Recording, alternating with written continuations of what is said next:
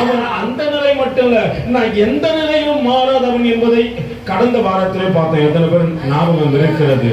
அவன் வந்த நிலையை மறவாதபடிக்கு, அப்பா எந்த விதத்திலும் நாங்கள் பாதிக்கப்பட்டு விடக்கூடாது என்று அநேகரை தட்டி எழுப்பினதும், அவனால் ராஜாக்கள் ரட்சிக்கப்பட்டது மட்டுமல்ல, வாலிபர்களும் தொடப்பட்டார்களே.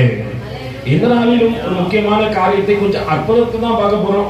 ஆனால் வேறு சில அற்புதங்களையும் கொஞ்சம் நடுவில் காட்டி கொடுக்கிற, அது உலகத்துக்குரிய அற்புதமாய் இருக்கிறபடியினால் அந்த அற்புதங்களை கண்டு நான் மயங்கி விடாதபடிக்கு உண்மையுள்ள அற்புதம் எது என்று தேடி தேவனையே சார்ந்திருக்கத்தக்கதாக பரிசுத்த ஆவியானவர் நம்மோடு கூட இடைப்படட்டும்.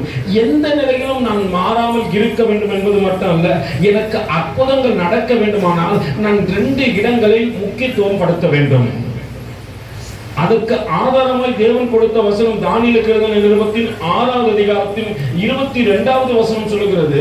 அவன் ராஜா வந்து அங்க கேட்கின்ற, அப்பா தானியேலே, நீ இடைவிடாமல் ஆராதிக்கின்ற தேவன் உன்னை தப்புவிக்க வந்தவர் என்பதை நான் அறிந்திருக்கிறேன் என்று சொன்னது மட்டும் இல்ல, அங்க தானியேல் ஒரு காரியத்தை சொல்கிறார். எடுத்து வாசிப்போம். 6வது அதிகாரத்தின் 22வது வசனத்தை ஒரு வாசிங்க. சிங்கங்கள் என்னை சேதப்படுத்தாதபடிக்கு தேவன் தம்முடைய தூதனை அனுப்பி அவைகளின் வாயை கட்டி போட்டு, என்னவென்றால் அவருக்கு முன்பாக நான் குற்றமற்றவனாய் காணப்பட்டேன். ராஜாவாகிய உனக்கு, யாருக்கு முன்பாக? உமக்கு முன்பாகவும். இல்ல ஒரு நிமிஷம் புரிஞ்சுங்க. அல்லேலூயா. அவருக்கு முன்பாகவும் நான் குற்றமற்றவனாய் காணப்பட வேண்டும். ஒருவேளை பார்க்கிற மனுஷனுக்கு முன்பாகவும். இன்னைக்கு நம்முடைய காரியம் என்ன தெரியுமா? நான் தேவனுக்கு முன்பாக குற்றமற்றவனாய் இருந்தா போதும். அல்லேலூயா. ஆனா அப்படி இல்லை தானியேல். அங்க ராஜாவுக்கு முன்பாக ஒருவேளை நம்ம சாட்சி ஆலயத்துல மட்டும் இருக்க கூடாது. அல்லேலூயா. அதை தாண்டி வெளியவும் இருக்கணும். ஆண்டவரிடத்துல சாட்சி பெறுகின்ற ஜனங்கள் எல்லாம் ஆலயத்திலும் கொஞ்சம் சாட்சி பெறணும். ஆலயத்துல சாட்சி பெறுகின்ற ஜனங்கள் எல்லாம் வீட்டிலையும் கொஞ்சம் சாட்சி பெறணும். அல்லேலூயா. அப்பதான் நம்முடைய சாட்சி தேவன் கண்டு சிங்கங்கள் நம்மை சேதப்படுத்தாதபடிக்கு. இல்லைன்னா உலகத்தில் வர, கடந்த வாரத்தில் சொன்ன நாய் கூட நம்ம என்ன பண்றோம்? அல்லேலூயா. சிங்கம் சாப்பிட தேவையில்ல. அல்லேலூயா. அந்த அளவுக்கு நாம் நம்முடைய சாட்சி இன்று கெட்டு கிடக்கிறது என்பதை கொஞ்சம் காண்பித்து கொடுக்கவும் வாஞ்சிக்கிறேன். தானியேல் சொல்லுகின்ற, அப்பா வாசிங்க மறுபடியும் அந்த வசனத்தை. சிங்கங்கள் என்னை சேதப்படுத்தாதபடிக்கும் தேவன் தம்முடைய தூதனை அனுப்பி அவைகளின் வாயை கட்டி போட்டார். அது என்னவென்றால், முதல்ல ஒரு காரியம், யாருக்கு முன்பாக?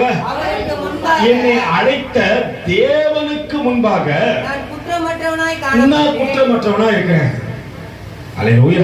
சில நேரத்தில் நம்ம சொல்லலாம், அவருக்கு தெரியும். எவருக்கு தெரியும்? அல்லேலூயா. முதல்ல நம்ம பார்க்கிற ஜனங்களுக்கு தெரியணும், நம்ம குற்றம் உள்ளவர்களா குற்றம் மற்றவர்கள் என்று யாருக்கு தெரியணும்? ஆண்டவருக்கு தெரிகிறது போல நம்மை சார்ந்தவர்களுக்கும் தெரியணும். 2 விதத்துல சாட்சி இருந்தால்தான் அற்புதங்கள் வாழ்க்கையில நடக்கும். அப்பதான் சிங்கம் என்ன சேதப்படுத்தாது.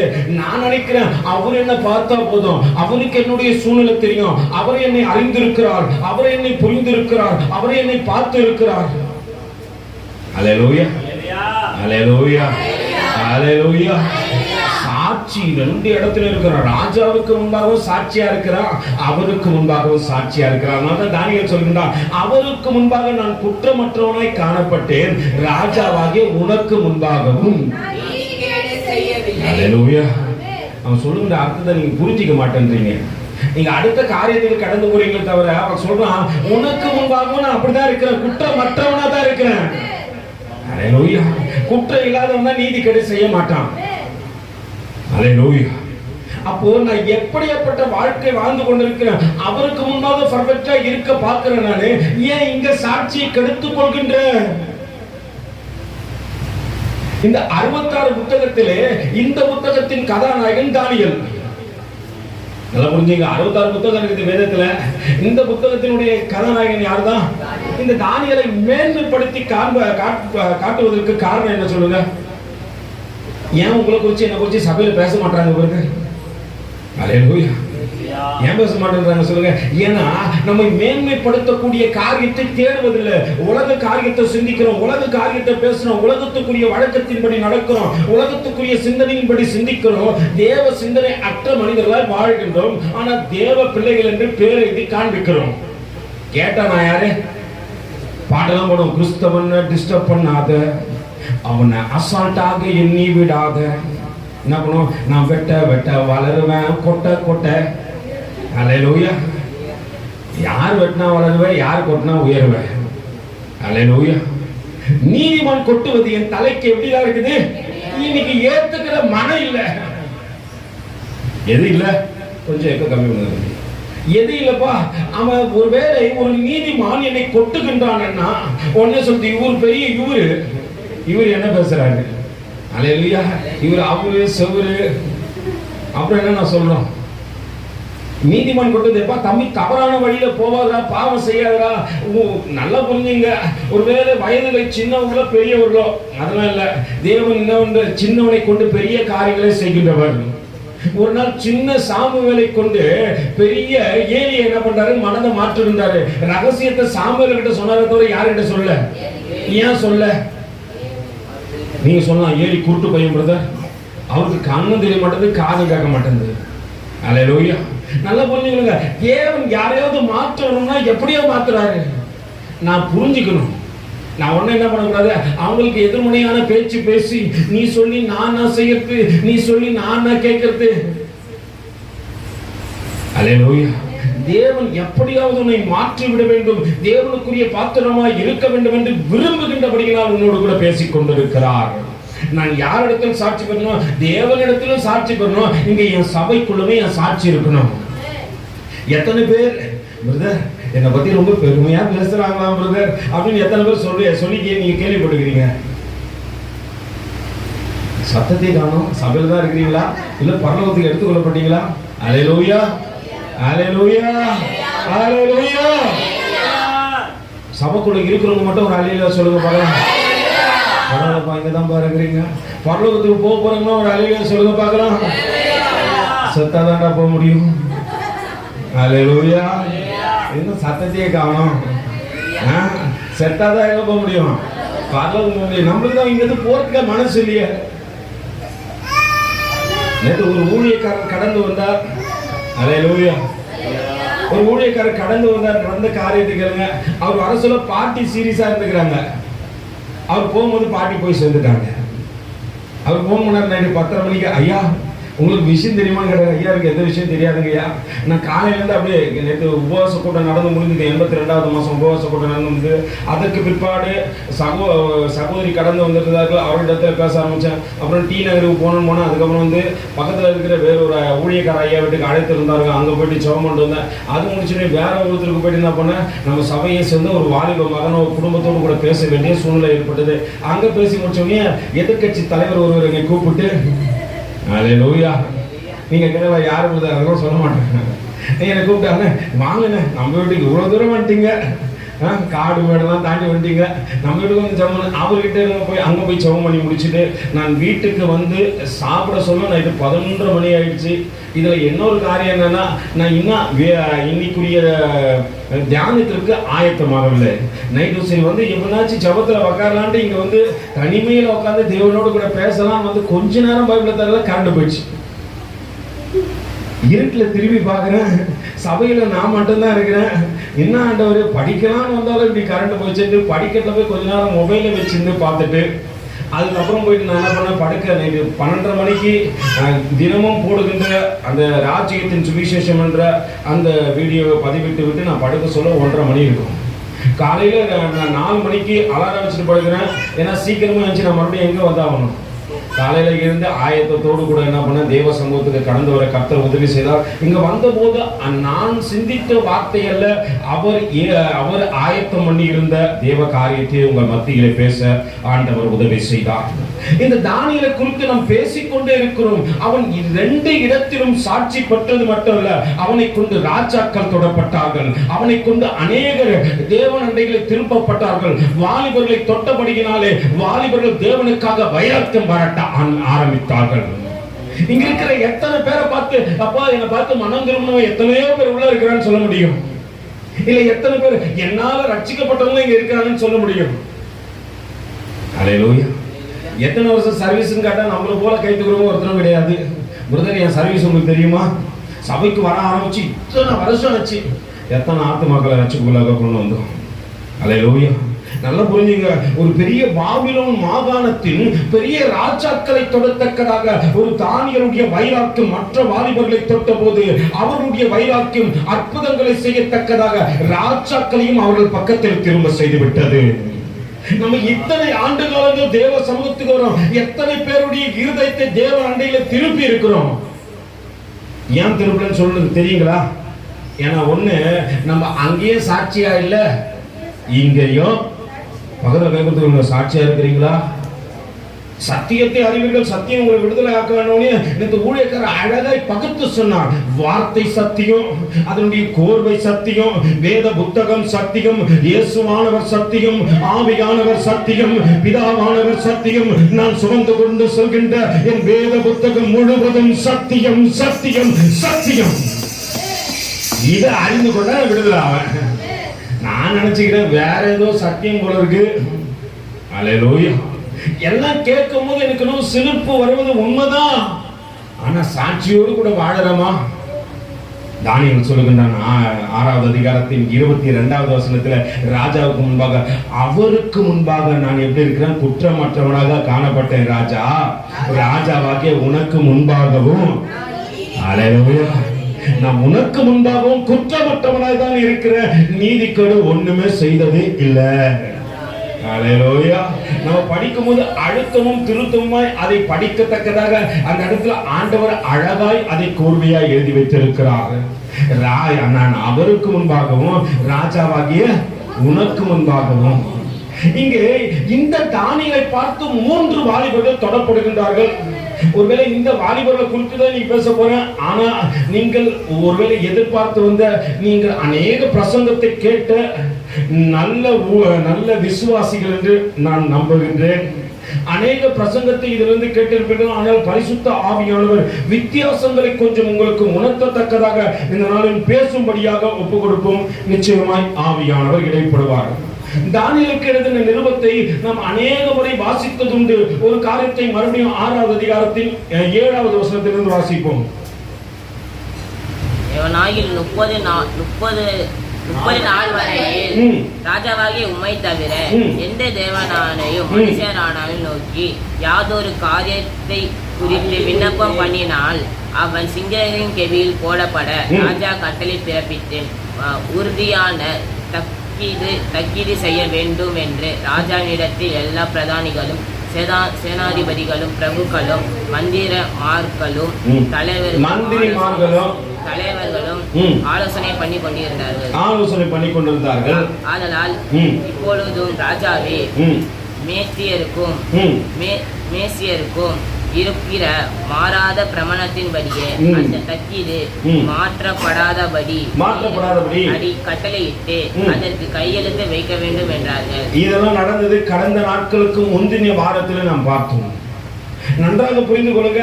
இந்த தானியேலை எந்த இடத்துல போனாலும் அவனை குற்றப்பிடிக்க முடியவில்லை.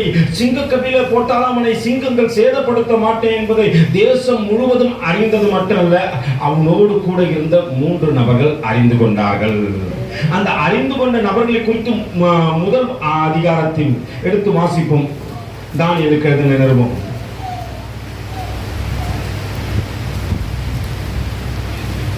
1வது அதிகாரத்தில்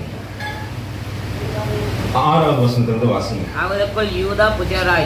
அவர்களுக்குள் யூதா புத்திரர்களாகிய தானியேல், அனனியா, மீஷாவேல், ஆசரியா என்பவர்கள் இருந்தார்கள்.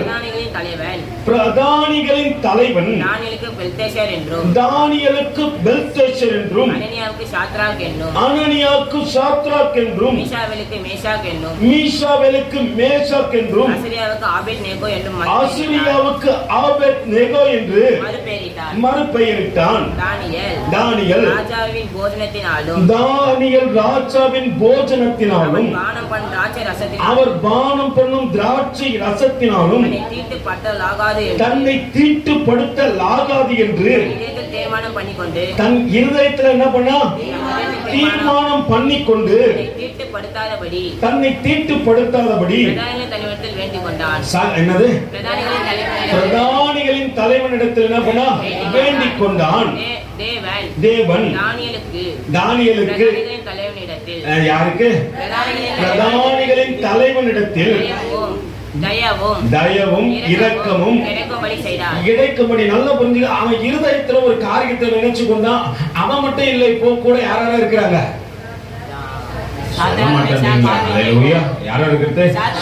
இருக்கிறாங்க, மேஷாக் இருக்கிறாங்க, ஆபேத் நேகோ என்ற 3 வாலிபர் இருக்காங்க. இவன் இருதயத்தில் உள்ள ஒரு காரியத்தை பண்ணி அங்க போய் யார் இடத்துல பேசுறான்? பிரதானிகளின் தலைவனிடத்துல போய் பேசுறான். இது 3 வாலிப தம்பிகளும் நின்று பாக்குறாங்க. இங்க நம்ம நினைக்கிறோம் சாட்சி அங்க கொடுத்தா போதுன்ட்டு, கூட இருக்கிறவங்களுக்கும் சாட்சி தெரியணும். அல்லேலூயா. பக்கத்துல கைப்பிடிச்சு சொல்லு, பிரதர் என்ன குறிச்சு தெரியுமா? கேட்டு பாருங்களேன். உன்னை குறிச்சும் தெரியாது. என்ன சொன்னாங்க? என்னை குறிச்சு தெரியுமான்னு கேட்டோடனே கை கொடுத்துட்டு, ஆமா பிரதர் உங்களை குறிச்சு நல்லா தெரியும், நீங்க இனிமையானவர், நீங்கள் அழகானவர் அப்படின்னு சொன்னாங்க. சத்தமே காணுங்க. அல்லேலூயா. என்ன சொன்னாங்க? பக்கத்துல கை கொடுத்தீங்க, பிரதர் எனக்கு உங்களை குறிச்சு நல்லா தெரியும் பிரதர், 6:30 மணிக்கு நீங்க எங்க இருப்பீங்கன்னு தெரியும் சொன்னாங்களா? இல்ல அக்கா சரி கேட்போம், சகோதரிகளை கை கொடுத்து கேளுங்க, எங்களை குறிச்சு தெரியுமா சகோதரி உங்களுக்கு? கேளுங்க கேளுங்க, கையை கொடுத்து கேளுங்க, எங்களை குறிச்சு தெரியுமா உங்களுக்கு? இத்தனை வருஷமா வர்றேன், இப்பதாமா உன்னை பத்தி எனக்கு தெரியுமே. அல்லேலூயா. நம்ம சபைக்குள்ளே சாட்சி கொடுக்க மறந்து விட்டோம். அல்லேலூயா. பக்கத்துல இருக்கிற நபருக்கு என்ன குறிச்சு தெரியல, இந்த அண்ணன் எப்படியாப்பட்டவர், இவருடைய காரியங்கள் என்ன, இவருக்கு ஜெபிக்கணுமா, துதிக்கணுமா, ஆராதிக்கணுமா, இந்த வாலிப தம்பியை குறிச்சு பாரம் இல்லாம இருக்கிறேன், இந்த வாலிப தங்கச்சியை குறிச்சு பாரம் இல்லாம இருக்கிறேன், இந்த பிள்ளைகளை குறிச்சு பாரம் இல்லாம இருக்கிறேன் என்று நான் அப்படி வாழாதபடிக்கு நான் எப்படித்தான் வாழறேன்? நான் எனக்காக ஒரு ரவுண்ட போட்டுக்கிட்டு அல்லேலூயா எப்படி வாழ்ந்து கொண்டு இருக்கிறேன்? இங்கே தானியேல் அவன் இருதயத்தில் செய்து கொண்ட காரியத்தை அவர்களிடத்தில் சொல்லல. ஆனா பிரதானிகளின் தலைவனிடத்தில் போய்க்கிறான்ப்பா, இந்த போஜனத்தினால நான் தீட்டுப்பட்டு விடக்கூடாது, அதனால ஒரு காரியம் பண்ணுங்க. என்ன பண்ணுங்க? வாசிக்க பார்க்கலாம் மறுபடியுமா?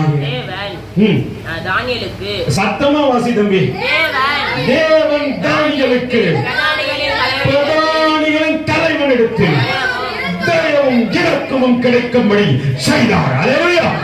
அவன் பண்ண வைராக்கியம், அவன் இருதயத்தில் பண்ணிக்கொண்ட தீர்மானத்தின் நிமித்தம் தேவன் இறங்கி வந்து காரியத்தை செய்கின்றார். அல்லேலூயா. நீ என்ன தீர்மானம் பண்ணிருக்கிற? அல்லேலூயா. நீ என்ன தீர்மானம் பண்ணிருக்கிற? எத்தனை பேரை ரட்சிப்புக்குள்ள கொண்டு வரலாம், எத்தனை பேரை தேவனுக்குள்ள நடத்தலாம், எத்தனை பேரை தேவ அன்பை காண்பித்து கொடுக்கலாம்? தீர்மானம் பண்ணிக்கிறீங்களா? சபைக்கு வரேன்னு ஒரு தீர்மானம் பண்ணுறதுல பிரதர், இன்னைக்கு ஒரு தீர்மானம் பண்ணணும். அல்லேலூயா. ஆண்டவரே, ஜனவரி மாசத்துல நான் எல்லாரும் சொல்ற மாதிரி சொல்றேன். அல்லேலூயா. ஜனவரி மாசம் என்ன போல அறிக்கையிடவும் ஒருத்தனும் கிடையாது. இதை செய்ய மாட்டேன், இதை செய்ய மாட்டேன், இதை செய்ய மாட்டேன், இதை செய்ய மாட்டேன். ஆனா இப்போ அல்லேலூயா இதெல்லாம் தாண்டி தானே செய்து கொண்டிருக்கிறேன்.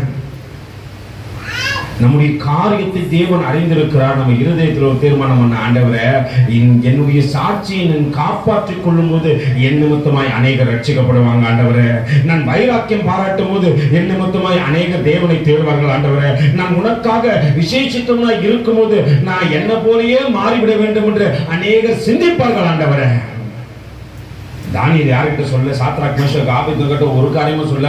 ஆனா பிரதானிகளின் தலைவனிடத்துல போய் பேசினாப்பா, எனக்கு ஒரு காரியத்துல இறக்கம் பண்ணப்பா, என்ன கல்தேயர் எப்படியாப்பட்டவர்கள் என்பதை அறிந்திருக்கிறான். கல்தேயர் காரியத்தை புரிந்திருக்கிற தானியேல். ஏன்னா எந்த கூட்டத்துல இருந்தா வந்தாரு? சத்தமா சொல்லுங்கப்பா.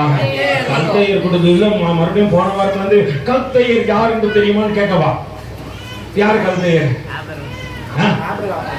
ஆபிரகாம் சொந்தக்காரா? பாகாலை வணங்கி கல்தையர் என்பது கல்களை உண்டாக்கி என்ன பண்ணுவாங்க? அவங்கதான் முதல்ல குட்டி குட்டி சிலை செஞ்சவங்க அவங்கதான். அந்த கோத்திரத்துல இருந்து தான் யார் வந்தது? ஆபிரகாமுடைய அப்பா. அப்பா பேரு என்ன? யாரு? தேராக. எந்த ஊர்ல இருந்தாரு? கல்தையருடைய பட்டணமாகிய ஊர் என்கின்ற. நல்லா புரிஞ்சுங்க. ஒரு சில வேத ஆராய்ச்சியாளர்கள் இந்த கல்தையரை யார் என்று சொல்கின்றார் தெரியுங்களா? யார் என்று சொல்றாங்க தெரியுமா? ஊர்னு யார் பேர் வச்சிருப்பா? ஊர்னு யார் பேர் வச்சிருப்பா? நான் ஊருக்கு போறேன் அப்படின்னு யார் சொல்லுவா? யாரு? தமிழ்நாடு தான் சொல்லுவான். தமிழ்நாடு தான் பாருங்க. ஏன்னா வந்து நான் ஊருக்கு போறேன், அவன் பேர் தான் பாருங்க, தஞ்சாவூர்.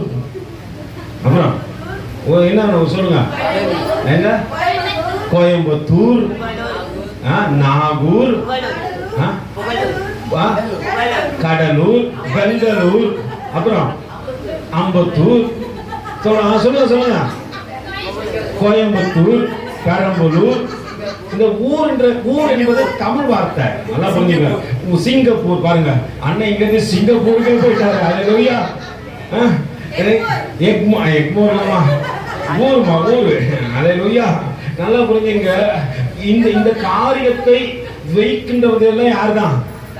இந்தியர்கள் தான் செய்யறாங்க இந்த காரியத்தை. அந்த நாட்களிலே இவர்கள் தான் எதை வணங்கிக் கொண்டிருந்தார்கள் என்று வேதமும் சொல்கிறது. இவங்க தான். ஏன்னா அந்த ஊர் அங்கிருந்து வருது பாருங்க. இவர்கள் இருந்த ஊர் எந்த ஊரு? ஊர் என்கின்ற கல்தையருடைய பட்டணம். இவர்கள் என்ன பண்ண ஆராய்ச்சி பண்ண ஒவ்வொரு காரியத்தையும் கண்டுபிடித்துக் கொண்டே இருக்கிறாங்க. அப்போ ஒருவர் இதை ஆராய்ந்து சொல்கின்றார். இந்த ஊர் என்ற வார்த்தை தமிழாக்கமா இருக்கிறது. இந்த பெயரை அப்ப யார் வைத்து தான் இருக்கணும்? இவங்க தான் வச்சிருக்கணும். ஏன்னா ஊர்னு நம்ம போனா கூட எங்க போறேன்? ஊருக்கு போறேன். எங்க போறேன்?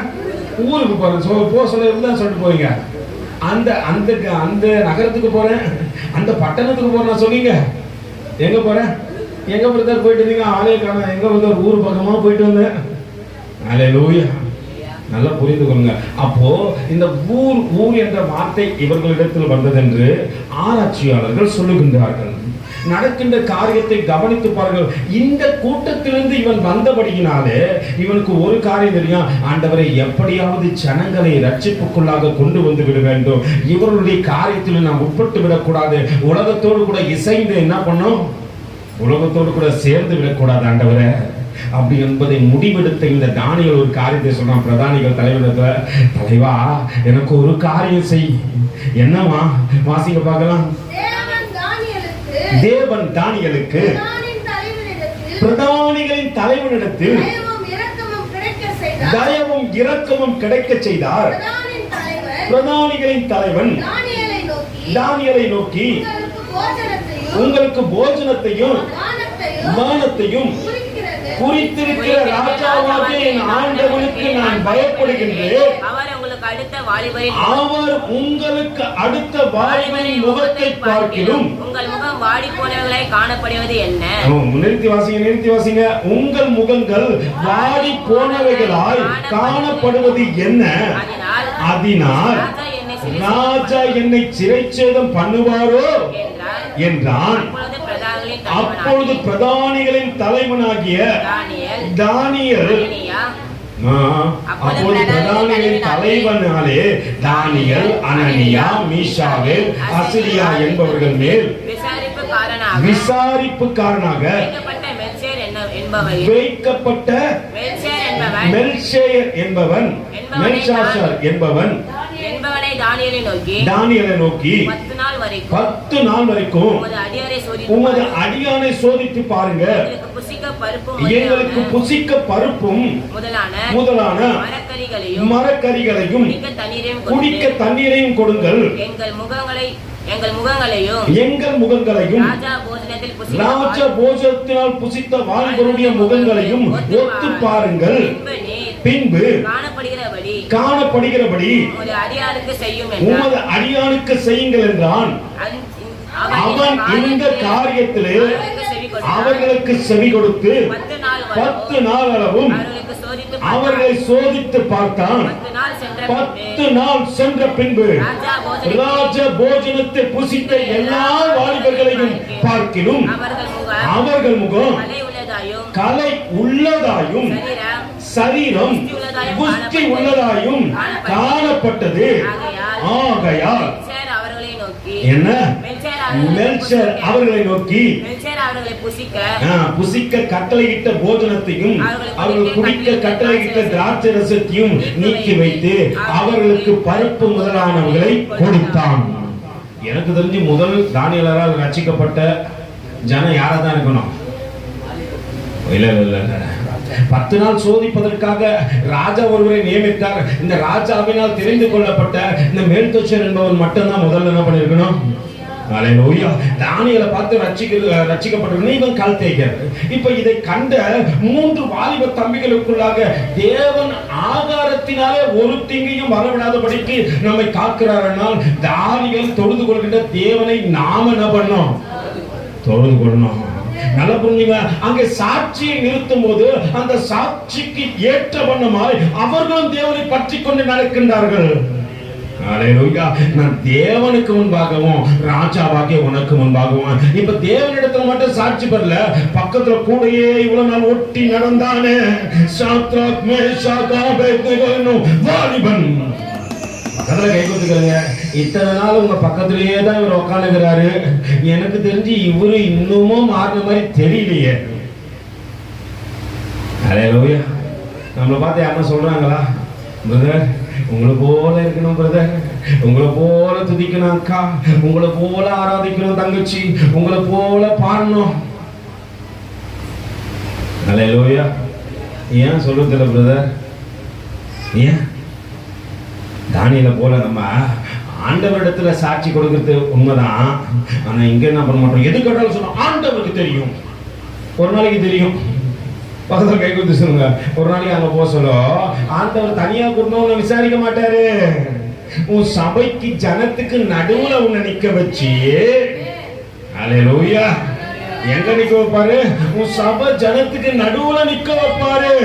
நிக்க வச்சு அன்னைக்கு அம்மா நீ இத பண்ண, தம்பி நீ இத பண்ண, இந்த தேதியில இந்த நேரத்துல இந்த அவர்ல இந்த நொடியே பொழுதுல நீ இந்த காரியத்தை செய்த என்று எதெல்லாம் மறைச்சோமோ எதெல்லாம் பேசினோமோ அல்லேலூயா அன்னைக்கு சொல்லும் போதுதான் தெரியும். என ஆண்டவர் தெரிஞ்சா போதும். இப்போ ஊருக்கே தெரிஞ்சிச்சா இல்லைங்களா? இப்போ இந்த 3 வாலிபர்களும் தானியேலை பார்த்து வளர்ந்தார்கள். 3 வாலிபர்கள் எப்படிதான் வந்தாங்க? தானியேலை பார்த்து வளர்ந்தபடினால் இவர்களுக்குள்ளாக ஒரு வைராக்கியம். எப்படியும் தேவனை விட்டு விடக்கூடாது. நம்ம தானியேல் அண்ணனை போலவே இருக்கணும். எப்படி நம்மளை பார்த்து மற்றவங்க சொல்றாங்களோ அல்லேலூயா. நம்மளை பார்த்து என்ன பண்ணாங்க மற்றவங்க? எப்படி இருக்கணும்? நான் இவங்கள போலவே இருக்கணும். யார் போல இருக்கணும்? அல்லேலூயா அல்லேலூயா. நாங்க இவங்கள போலவே மாறின பிரதர், இவரை போலவே மாறினா அவரை போல யார் ஸ்டைல் வைக்கிறோம்? யாரை போல யார் ஸ்டைல் வைக்கிறோம்? உலகத்துல ஒருத்தர் ஒரு ஆக்டரை பார்க்கிறோம், அவரை போலவே முடி வளர்க்கிறோம், அவரை போலவே மாறினா அவருக்கு தான் அவர் இருக்கிறாரு. அப்புறம் நீ அவரை போல நீ இருக்கிற, நீயாயிரு. பக்கத்துல கைப்பிடிச்சு சொல்லு, நீ அவன் மாதிரிலாம் இருக்க தேவையில்ல, நீ உன்ன மாதிரி இரு. உலகத்தை பார்த்து பார்த்து நம்மளை மாத்திக்கிறோம். அவர் எப்படி முடிவெட்டாரோ அப்படிதான். அல்லேலூயா. எவ்வளவு சொல்லி கொடுக்கும் போது நல்லதுக்கு ஏற்ற மாதிரி நம்ம மாத்திக்க மாட்டோம். உன் ஆடை மாறட்டும், அலங்காரம் மாறட்டும், பேச்சு மாறட்டும், உன் சிந்தனை மாறட்டும், உன் எண்ணம் மாறட்டும், ஏற்க மாறட்டும்னா அதெல்லாம் கடவுள் பார்த்து பாரு. நீ உனக்கு என்ன வேலை? தாவீது சொல்றான், நீதிமான் கொட்டுவது என் தலைக்கு எப்படிதான் இருக்குது? எண்ணெய் வச்சது போல இருக்குதுப்பா. அல்லேலூயா. ஒரு ஊழியக்காரன் தேவ சமூகத்திலிருந்து பேசுறாங்கன்னா ஏதோ ஒரு குறைகள் நம்ம இடத்துல இருக்குதுன்னு அர்த்தம். அந்த குறைகளை மாற்றிக்கொள்ளத்தக்கதாகத்தான் ஆண்டவர் பேசிக் கொண்டிருக்கிறான். ஆண்டவரே உங்ககிட்ட வந்து பேசுறதுக்கு அத்தனை பரிசுத்தவானா நீ? பக்கத்துல கை கொடுத்துக்கோங்க. ஆண்டவர் எத்தனை முறை பேசி இருக்கிறாரு உங்ககிட்ட? என்கிட்ட 2007 ஒரு வாட்டி பேசினாரு. ஒரே ஒரு வாட்டி தான் பேசினாரு. எப்போ? 2007 பேசினார். நான் ரட்சிக்கப்படும் போது பேசினார் ஒரு வாட்டி. அவர் 3 சத்தம் கேட்டுச்சு, அதட்டுற மாதிரி கேட்டுச்சு. இன்னமும் என் காதுல கேட்குது. அல்லேலூயா. நானும் ஊழியக்காரன் மாட்டேன், ஆண்டவர் பேசுறாரு, ஆனா அந்த துணியை நான் கேட்கவில்லை இன்னும்.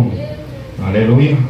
நம்ம என்ன நினைக்கிறோம், ஆண்டவர் பார்த்துட்டோம் நினைக்கிறோம். ஆண்டவர் பார்க்க மாட்டாரு. இன்னைக்கு நீ மாற்றத்திற்கு வராவிட்டால் இனி நீ மாறவே மாட்ட. அல்லேலூயா, அல்லேலூயா, அல்லேலூயா. மாற முடியாதபடிக்கு ஒரு வாழ்க்கை வந்து நான் இங்கேயும் சாட்சி இல்ல, ஆண்டவர் இடத்துல சாட்சி இல்ல, நான் கிறிஸ்தவனா இருந்த அர்த்தமே இல்லை. வேதம் சொல்லுது, பார்த்த அந்த 3 பேருடைய காரியத்தை 3வது அதிகாரத்தின் அழகாய் தேவன் எழுதி வைத்திருப்பதையும் நாம் காணலாம். எடுத்து வாசிப்போம். தானியேலுக்கு எழுதின நிருபம் 3வது அதிகாரத்தின் 1வது வசனத்திலிருந்து வாசிங்க.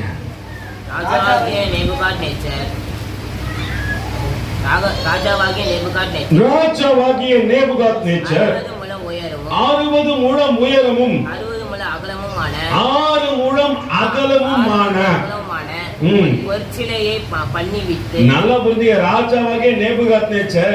ஏன்னா இவங்க கல்தேயர், இவங்க எப்படிப்பட்டவங்க? கல்லினால சிலை செய்யறவங்க. ஆனா ராஜா ஃபர்ஸ்ட் ஒரு சிலை செய்யறாரு. என்ன சிலை? பொற்சிலை, தங்கத்திலே செய்யறாரு. இதுவரைக்கும் யாரும் செய்யாத ஒரு காரியத்தை நேபுகாத்நேச்சர் செய்தார். நம்ம செய்வோம் இல்லையா? யாரும் செய்யப்பா, ஃபர்ஸ்ட் இந்த ஸ்டைல இவர் தான் பண்ணாரு. அல்லேலூயா. ஃபர்ஸ்ட் யார் தான் வந்து இவர் தான் பண்ணாரு. இவர் பார்த்து எல்லாம் பண்ணிட்டாங்க. இப்போ வாசிங்க. ராஜாவாகிய நேபுகாத்நேச்சர் 60 முழ உயரமும் 6 முழ அகலமுமான ஒரு பொற்சிலையை பண்ணிவிட்டு பாபிலோன் மாகாணத்தில் இருக்கிற தூரா என்னும் நல்ல புரிஞ்சுங்க. நேபுகாத்நேச்சர் ஒரு சிலையை செஞ்சு சமபூமி, அங்கன்னா ஒரு பிளே கிரவுண்டு. நல்லா பார்த்து அங்கிருந்து பார்த்தா கூட தெரியணும்.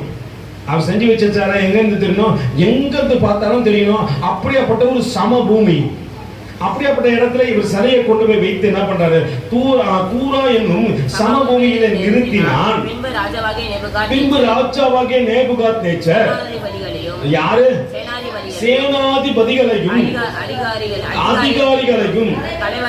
இருப்பா தம்பி, நான் வாசிக்கிறேன்பா. நீ வாசிக்கும் போது என் மனசே பதறி போயிட்டு.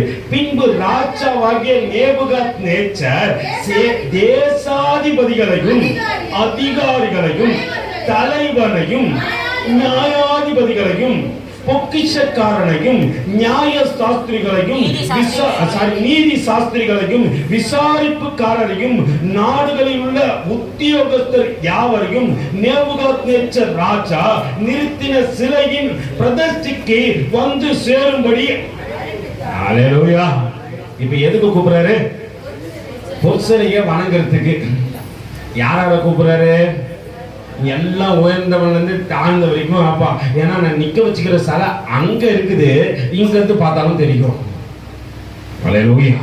நல்லா புரிஞ்சுக்கோங்க. ஒரு மனிதனுடைய வைராக்கியம், ஒரு மனிதனுக்குள்ளாக இருந்த தேவனுடைய அன்பு எத்தனை பேரிடத்தில் கிரியை செய்கிறது என்பதை பார்ப்போம். அந்த ராஜா அழைத்த போது எல்லாம் தூரா என்கின்ற சமபூமிக்கு கடந்து வருகின்றார்கள். அங்கே சுற்றி நிற்கின்றார்கள். இவர்கள் எல்லோரும் வித்தியாசமானவர்கள். வேறு ஒரு டிரான்ஸ்லேஷன் புத்தகத்தில் சொல்லப்படுகின்றது, சிலை செய்கின்ற எல்லா சிற்பாச்சாரிகளும் வந்து நின்றார்களாம். அந்த உலகத்தில் இருக்கிற கல்தையர் என்று சொல்லப்படுகின்ற சிலை செய்கின்ற the best people எல்லாம் வந்து அங்க நிற்கிறாங்க. இதுவரைக்கும் யாருமே செய்ய முடியாத ஒரு சிலையை ராஜா செய்து நிறுத்தியிருக்கிறார். இது கொஞ்ச நஞ்சம் இல்லை. இதுவரைக்கும் 1.5 அடி சிலை செஞ்சான், 2 அடி சிலை செஞ்சான். இப்போ எத்தனை அடி செஞ்சான்? 6 அடி செஞ்சான். 60 அடி செஞ்சு நிக்க வச்சிட்டான். இந்த 60 அடி சிலை பார்ப்பதற்கு அத்தனை வித்தியாசமா இருக்கிறது. எல்லாரையும் ஈர்ப்பது போலவே இருக்குது. இப்ப கூட நீங்க ஒரு சிலையை பார்த்திருக்கலாம். 3000 கோடி செலவு பண்ணி ஒரு சிலையை செஞ்சாங்க. எத்தனை பேருக்கு ஞாபகம் இருக்குது? நீங்களாம் இந்த ஊர்ல தான் இருக்கிறீங்களா, இல்ல வேற எதுவும் குஜராத் அந்த மாதிரி ஊர்ல இருந்து வருகிறீங்களா? ஏன்னா சிலை செஞ்சுட்டு அந்த பக்கம் தான். அவ்வளோ பெரிய சிலையை செஞ்சு நிக்க வச்சாச்சு. உலகமே இன்னைக்கு வியந்து பார்க்கத்தக்கதாக இருக்கிறது. நடக்கின்ற காரியத்தை கவனிங்கள். வாசிங்க. அப்பொழுது தேசாதிபதிகளும் தலைவரும் நியாயாதிபதிகளும் பொக்கிஷக்காரரும் நீதி சாஸ்திரிகளும் விசாரிப்புக்காரரும் நாடுகளில் உள்ள உத்தியோகஸ்தர் யாவரும் ராஜாவாகிய நேபுகாத்நேச்சர் நிறுத்தின சலையின் பிரதிஷ்டைக்கு வந்து சேர்ந்து நேபுகாத்நேச்சர் நிறுத்தின சலையை எதிராக நின்றார்கள். கட்டியக்காரன் உரைத்த சத்தமாய் சகல ஜனங்களும் ஜாதிகளும் பாஷைக்காரனுமானவர்களே, கட்டியக்காரன் உரத்த சத்தமாய் சகல ஜனங்களும் ஜாதிக்காரர்களும் பாஷைக்காரனுமானவர்களே, உங்களுக்கு அறிவிக்கப்படுகிறது என்னவென்றால் எக்காலம், நாதசுரம், கிண்ணரம், வீணை, சுரமண்டலம், தம்புரு முதலான சகலவித கீத வாத்தியங்களின் சத்தத்தை நீங்கள் கேட்கும் பொழுது நீங்கள் தாழ விழுந்து ராஜாவாகிய நேபுகாத்நேச்சர் நிறுத்தின பொற்சிலையை பணிந்து கொள்ள கடவீர்கள்.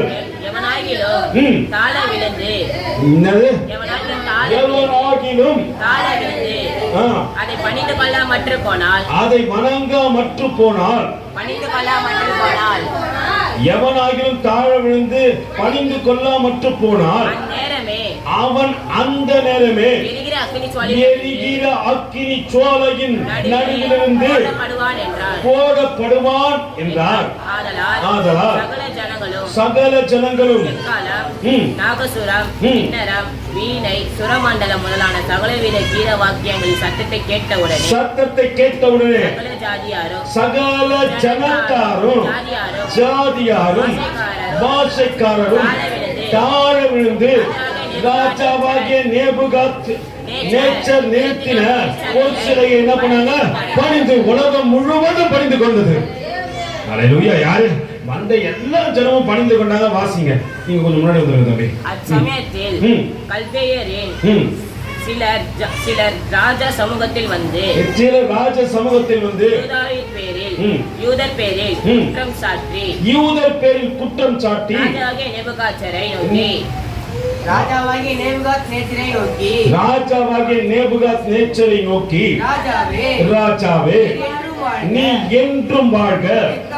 எக்காலம், நாதசுரம், கிண்ணரம், வீணை, சுரமண்டலம், தம்புரு முதலான சகலவித கீத வாத்தியங்களின் சத்தத்தை கேட்கின்ற எந்த மனுஷனும் தாழ விழுந்து பொற்சிலையை பணிந்து கொள்ள வேண்டும் என்று எவனாகிலும் தாழ விழுந்து பணிந்து கொள்ளாமல் போனால் அவன் எரிகின்ற அக்கினி ஜுவாலையின் நடுவிலே போடப்பட வேண்டும் என்று ராஜாவாகிய நீர் கட்டளையிட்டீரே. பாபிலோனின் மாகாணத்தின் காரியங்களை விசாரிக்கும்படி நீர் ஏற்படுத்தின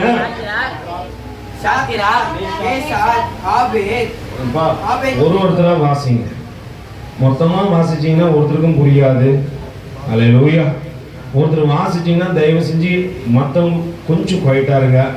சாத்ராக், மேஷாக், ஆபேத்நேகோ என்னும் யூதரான மனுஷர் இருக்கிறார்களே, அவர்கள் ராஜாவாகிய உம்மை மதிக்கவில்லை. அவர்கள் உம்முடைய தேவர்களுக்கு ஆராதனை செய்யாமலும் நீர் நிறுத்தின பொற்சிலையை பணிந்து கொள்ளாமலும் நிற்கிறார்கள் என்றார்கள். அதை சொன்னவனே நேபுகாத்நேச்சருக்கு கோபம் வந்துருச்சு. நம்ம வீட்டுல எல்லாம் சிலர் எல்லாம் இருப்பாங்க, பாத்துக்கிறீங்களா? எப்போ பாரு என்ன பண்ண இருக்கோம் தெரியுமா தெரியாதா? நம்ம வீட்டில் சொல்லலாம் இருக்கும், மூட்டி விட்டுன்னு இருக்கோம். அப்படியே மூட்டி விட்டு என்ன பண்ணோம்? அது கொஞ்சம் இறையத்தில் என்ன பண்ணோம்?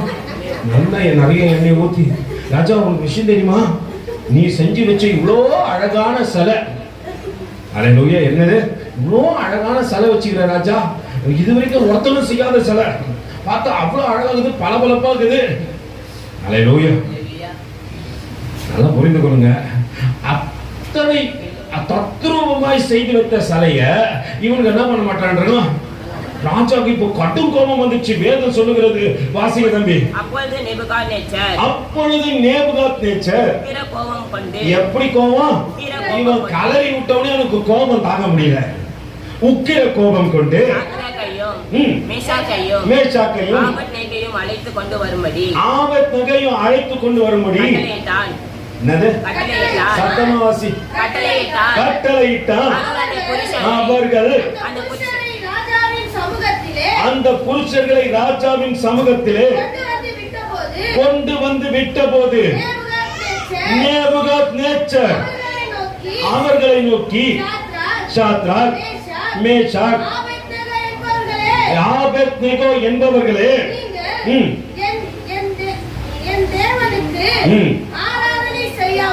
என் தேவனுக்கு ஆராதனை செய்யாமலும்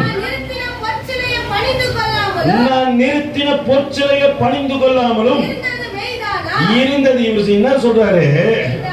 நீ நான் நிறுத்தின பொற்சிலை, அது கடவுள் அல்ல, அது என்னது? சிலர் அடையாளத்துக்காக என்ன பண்ணுவாங்க, இன்னைக்கும் சில சிலையை நிறுத்துறாங்க. அதை என்னன்னு சொல்லுவாங்க? அவரு வச்சார் தெரியுமா? யார் வச்சது? அவர் வச்சார். அவர் வச்ச சிலை அது. சிலர் தன்னை பிரதானப்படுத்திக் கொள்ளத்தக்கதாக செய்கின்ற காரியத்துக்கு உட்படாத. சிலர் தன்னை தனித்திருக்கத்தக்கதாக காண்பிப்பார்கள். சிலர் தன்னுடைய திறமைகளை இவர்கள் பேச வேண்டும், புகழ வேண்டும் என்று நினைப்பார்கள். அவரோடு கூட சம்பந்தம் கலவாத. ஹல்லேலூயா. யாரு இவன் பார்த்தா எப்பவுமே தனித்து இருக்கிறான், இவனோடு கூட தான் இருக்கணும், இவனை பார்த்தா அது செய்யலாம் அது செய்யலான்ட்டு எதையோ செய்து உலகத்துக்குரியவனா மாறிவிடாத. வேதம் சொல்லுகிறது, நான் பண்ணி வைத்த சிலையை பணிந்து கொள்ள ஆயத்தமா இருந்தால் நல்லது, பணிந்து கொள்ளாதிருப்பீர்களாகில் அந்த நேரமே எரிகிற அக்கினி சோலை நடுவிலே போடப்படுவீர்கள். உங்களை என் கைக்கு தப்புவிக்க போகின்ற தேவன் யார் என்று முடிச்சுட்டான். அவன் வார்த்தை முடிச்சுட்டாங்க. அவங்க கடைசியில பாத்தீங்கன்னா பண்றாங்க, யார் என்று முடிச்சுட்டான் அவன் வார்த்தைய. இப்போ சாத்ராக், மேஷாக், ஆபேத்நேகோ என்பவர்கள் ராஜாவை நோக்கி 3 பேரும் ஒரே ஆவி உடையவர்கள், 3 பேரும் தேவனுடைய சத்தத்திற்கு செவி கொடுக்கிறவர்கள், தேவ சித்தத்தை அறிந்து கொண்டவர்கள், வைராக்கியத்தை தானியேலிடத்திலிருந்து பெற்றுக் கொண்டவர்கள், அந்த சாட்சியை கண்டவர்கள். தேவனுக்காக இப்படியே நான் வாழணும், அன்னைக்கு உணவல தேவன் என்னை விட்டு கொடுக்காவிட்டால் இந்த மனிதரிடத்தில் ஒரு நாளும் என்னை விட்டு கொடுக்க போவதில்லை என்று வைராக்கியம் பாராட்டினவர்கள் மட்டும் அல்ல, கொஞ்சம் வேதத்தையும் அறிஞ்சவங்க. நம்ம பல வருஷமா வந்து வேதத்தை அறியல. அவங்க வேதத்தை அறிஞ்சவங்க. அவங்க சொல்றாங்க ஒரு காரியத்தை, என்னவா வாசிங்க 16ஆம் வசனம். சாத்ராக், மேஷாக், ஆபேத்நேகோ என்பவர்கள் ராஜாவை நோக்கி, நேபுகாத்நேச்சரே, இந்த காரியத்தை குறித்து உமக்கு உத்தரவு சொல்ல எங்களுக்கு அவசியம். ஏன் இப்படி சொன்னான்னு தெரியுங்களா? ஏன் இப்படி சொன்னான்னு தெரியுங்களா? நான் வேதத்தை வாசிக்காதனால தான் எனக்கு எதுவுமே தெரிய மாட்டேங்குது. எதை பார்த்தாலும் உடனே கும்பிடு போட்டுறேன், எதை பார்த்தாலும் கும்பிடு போட்டுறேன், மனுஷனை பார்த்தாலும் கும்பிடுறேன். ஐயோ வணக்கம் ஐயா, சிலை செஞ்சு வச்சா அதை பார்த்தா நான் பண்றேன். இல்லைன்னா இவங்க போனா என்ன பண்றாங்க? சின்ன வயசுல சொல்லுவாங்க, என்ன குத்திரும், ஹல்லேலூயா. நானும் சின்ன வயசுல இருந்து ஒரு அடி கூட கண்ணை குத்தவே இல்லையே. ஹல்லேலூயா. நல்லா புரிந்து கொள்ளுங்க. நம்ம அப்படியே பழக்கிவிக்கப்பட்டபடினாலே பயந்து பயந்து பயந்து பயந்து அது வாய் இருந்தும் பேசாது, கண்ணு இருந்தோம் காது இருந்தோம், நம்ம தான் போயிட்டு காதுல பேசணும். கேட்டீங்களா? தஞ்சாவூர்ல போய் பாருங்க, தஞ்சாவூர் பெரிய கோயில், பெரிய சரகு இது, அது தினம் வளருதான். அப்படிதான் இப்போ சங்கிலி போட்டு கட்டி வச்சுக்கிறான். யார் செய்தது? கல்தேயர்லப்பா. தஞ்சாவூர்ல இருக்கிற ஒரு சிலைய அங்க இருக்கிற அந்த சிற்பாச்சாரிகள் தான் செஞ்சிருக்கணும். ஆனா யார் செஞ்சதுன்னு சொல்லிட்டு சொல்லப்படுது? நீங்க தான் ஹிஸ்டரி படிக்கிறதுல போல இருக்கு. யாரு? அண்ணன் கை தட்டுவோம் ஒரு முறை, எல்லாம் கை தட்டுவோம்.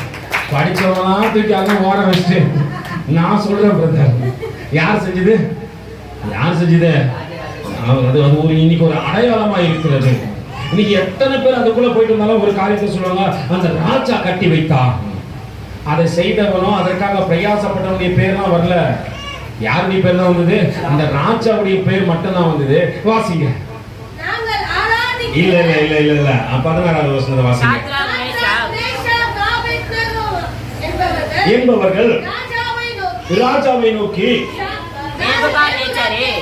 நேபுகாத்நேச்சரே, இந்த காரியத்தை குறித்து உமக்கு உத்தரவு சொல்ல எங்களுக்கு அவசியம் ஏன்னு கேட்பீங்க.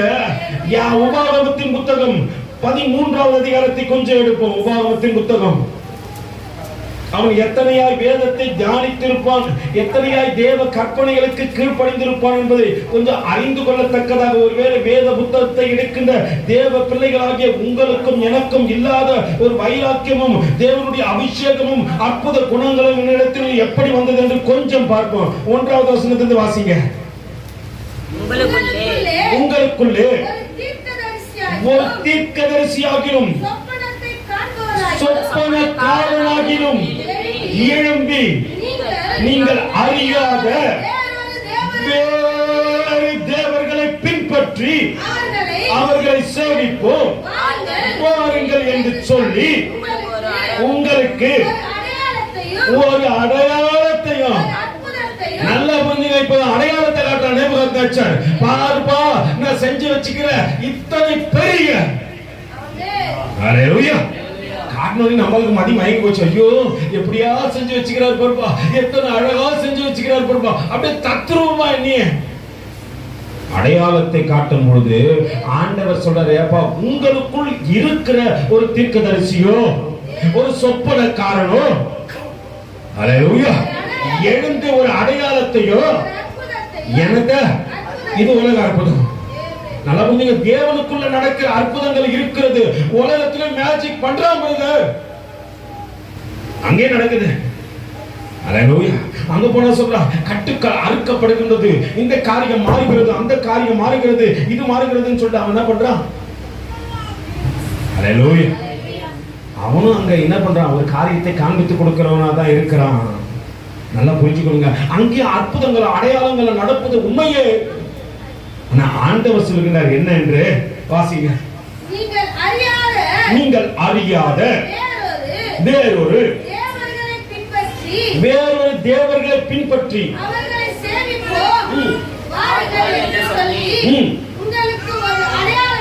உங்களுக்கு ஒரு அடையாளத்தையும் ஒரு அற்புதத்தையும் காண்பிப்பான் என்று காண்பிப்பேன் என்று குறிப்பாய் சொன்னாலும் அவன் சொன்ன அடையாளமும் அற்புதமும் நடந்தாலும் இன்னைக்கு ஆவிக்குரியவன் போயிட்டு ஆவி அற்ற இடத்துல நிற்கிறான். தேவ பிள்ளைகளாகி இவர்கள் தேவன் அற்ற இடத்துல நின்று கொண்டிருக்கிறார்கள். யாரையோ நம்புகின்றார்கள். நம்மளுக்கு ஒரு காரியம் தெரியும், நம்ம பிள்ளைகளுக்கு எதனா சில நேரத்தில் என்ன ஆயிடும், சில காரியங்கள் வந்துவிடும். உடனே நம்மளால எங்க போய் நிற்பான்னு சொல்லுங்க, எங்க போவான்? ஏன்? ஆனா ஆவிக்குரிய சபைக்கு போறேன், அவங்க போன அந்நிய பாஷை ஆண்டவரே உண்மை போலவர் தேவன் இல்லை ஆண்டவரே அப்படின்னு சொல்லிட்டு நிரம்பி வழிகிற ஆள் தான் எங்க நிற்பான்? காலையில 6 மணிக்கு அங்க போயிட்டு வர, அங்க போயிட்டு வர. ஹல்லேலூயா. உண்மைதானே? பக்கத்துல கேட்கறது உண்மைதானே? ஹல்லேலூயா. ஆவிக்குரியவன் தான் ஆவியற்ற இடத்துல நிற்கிறான். ஆண்டவர் சொல்றாரு, உங்களுக்குள்ள இருக்கிற ஒருத்தனை எழும்பி அவன் சொல்லுவாப்பா அந்த அடையாளத்தையும் அற்புதத்தையும் காண்பித்தாலும் என்ன பண்ணாதீங்க, என்ன பண்ணாதீங்க? அந்த சொப்பனக்காரராகிலும் அந்த தீர்க்கதரிசியாகிலும் அந்த சொப்பனக்காரராகிலும் சொல்கிறவரை என்ன பண்ணாத, என்ன பண்ணாத, வாய்களை திறந்து சொல்ல கேட்காத. இன்னைக்கு உலக சத்தத்தை கேட்கிற ஆவிக்குரிய கிறிஸ்தவன் இங்க உண்டு. நடந்த காரியம் தெரியுங்களா? ஒரு கிறிஸ்தவர் இன்னொரு ஊழியக்காரனுக்கு போன் செஞ்சான். போன் செஞ்சு சொல்றான், பிரதர் எங்க பாஸ்டர் இருக்கிறாரு, அவர்கிட்ட வந்து ஜெபம் பண்ணீங்கன்னா உங்க உடம்புல இருக்கிற பிரச்சனை எல்லாம் மாறிடும். நடந்த காரியத்தை சொல்றேன். நான் வெளியாட்களை சொல்ல விரும்பல, நமக்குள்ளேயே கொஞ்சம் காண்பித்து கொடுக்குறேன். ஏன்னா நமக்கு யார் நல்ல ஊழியக்காரங்க, யார் கெட்ட ஊழியக்காரங்க, யார் கொஞ்சம் மேஜிக் நடந்துட்டா போதும் எங்க மனசுலாம் அங்க போயிடும். ஹல்லேலூயா. மனசுல எங்க போயிடும். அங்கே அவர் போன் பண்ணி இவரை பிரைன் வாஷ் பண்றாரு. பிரதர் அவரை போல ஒரு ஊழியக்காரரை பார்த்திருக்க மாட்டீங்க, அவரை போல ஒரு நல்லவர் இல்ல, அவரை போல ஒரு வல்லவர் இல்ல, அவர் கையை நீட்டான அற்புதங்கள் நடக்குது, பேய்கள் ஓடுது. ஹல்லேலூயா. எதெல்லாம் ஓடுது? எல்லாம் ஓடுது. பிரதர் நீங்க வந்துருங்க. முதல் வாரம் ஊழியக்காரன் போனா அவர் பாக்குறாரு, பிரதர் உங்களுக்கு 3 நாளைக்கு என்ன பண்ணும், தொடர் ஜெபம் பண்ண வேண்டியது இருக்குது. அதனால நீங்க என்ன பண்றீங்க, சபைக்கு வந்து 3 நாள் தங்குங்க. இப்ப தங்குறவனி காரியம் மாறினான். இப்ப அவருக்கு என்ன பிரச்சனை? கிட்னியில பிரச்சனை. என்ன பிரச்சனை? கிட்னியில பிரச்சனை. இப்போ அவர் கடந்து செல்கின்றார். அந்த இடத்துல நடக்கின்ற காரியத்தை பாருங்கள். ஜெபம் பண்ணுகின்றேன் என்று சொல்லி வேறு காரியம் நடக்கிறது. ஆண்டவர் அதான் சொல்றாரு, உங்களுக்குள் இருக்கிற தீர்க்கதரிசியோ உங்களுக்குள் இருக்கிற சொப்பனக்காரனோ சில காரியத்தை சொன்னா அதை நீ என்ன பண்ணாத, வேதத்திற்கு ஒத்து இருக்கிறதா முதல்ல பாருங்க.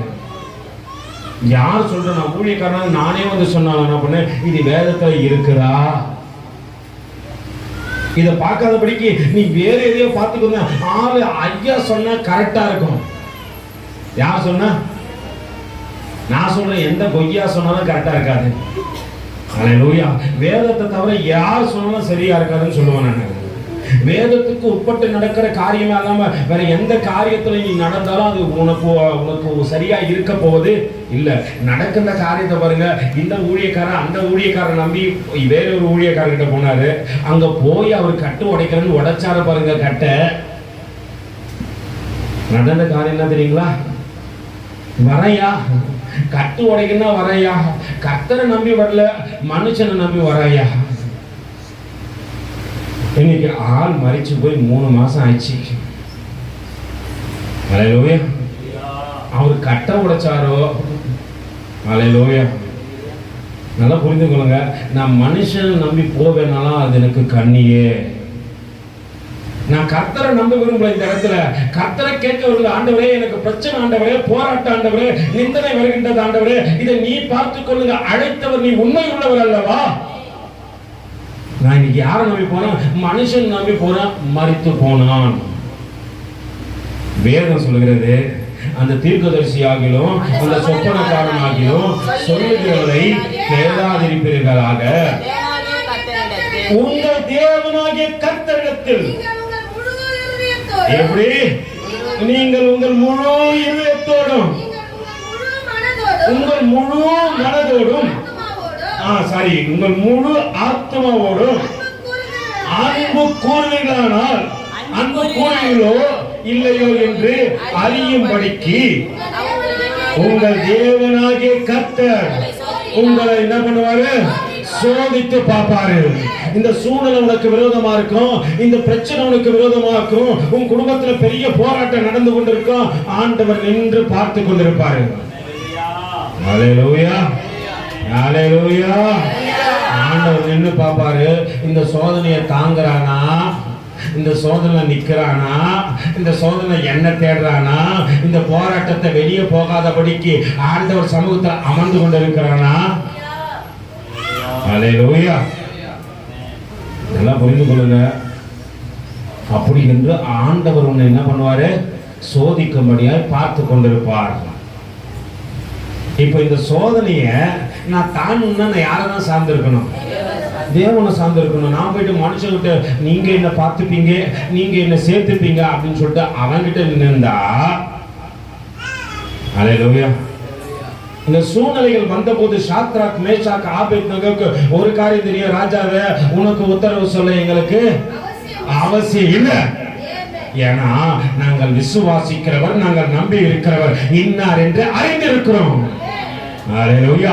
அழைத்தவர் உண்மையுள்ளவராய் இருக்கிறபடியினால் எங்களை இறுதி வரைக்கும் நடத்த அவர் வந்தவர். எத்தனை பேர் விசுவாசிக்கிறீங்க? விசுவாசிக்கிற மக்கள் கைகளை தட்டி சொல்லு, அழைத்தவர் உண்மையுள்ளவர்.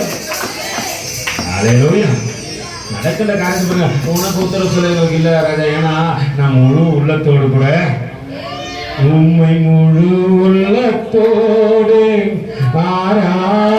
ஆராதிப்பேன், முழு பலத்தோடு அன்பு கூறுவேன். ஆராதனை ஆராதனை ஆராதனை ஆராதனை. அல்லேலூயா.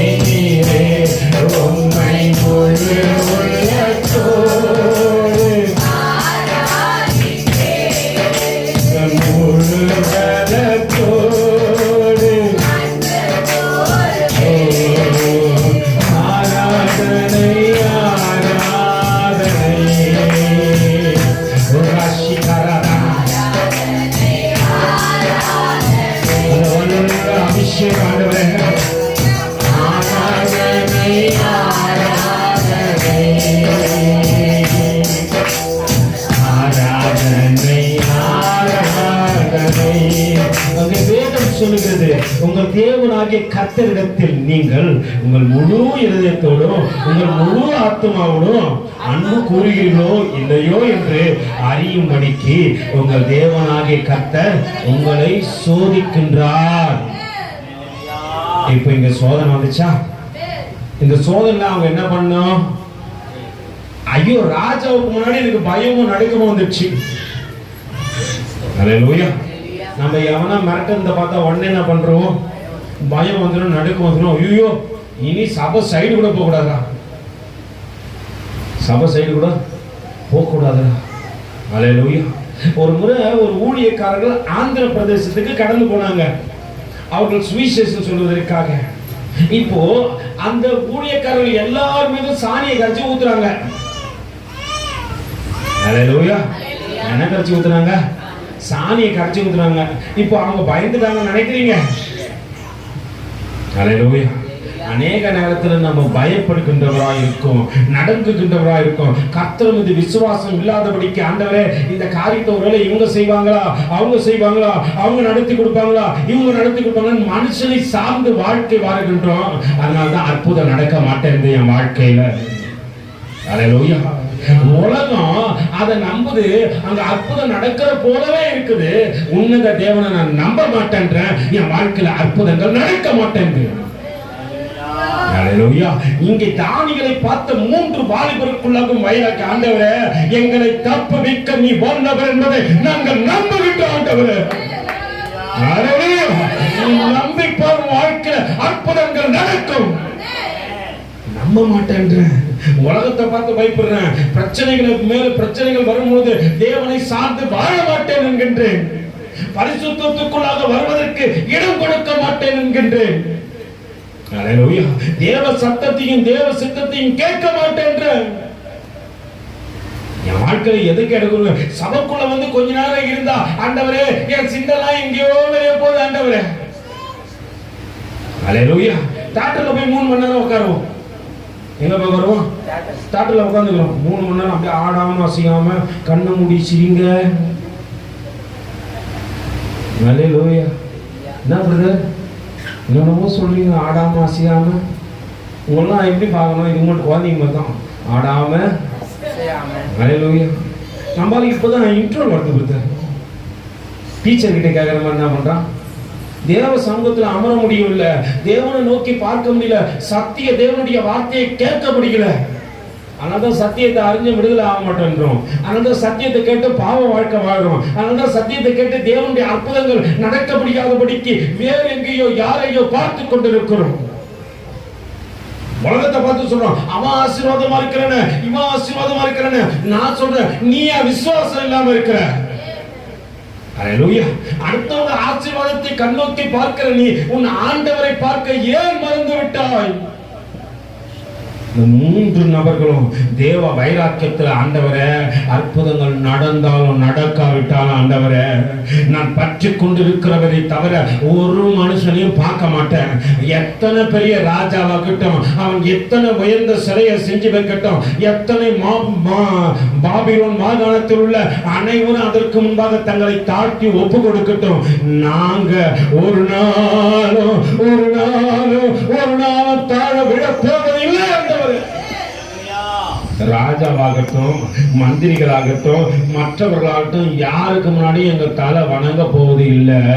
என் தேவனை தவிர ஒருவர் மீதும் நாங்க வணங்கவும் மாட்டோம் என்று சொல்லி வைராக்கியம் பாராட்டுகின்ற இந்த 3 வாலிபர்களுக்காக தேவனை இறங்கி வருகிறார்.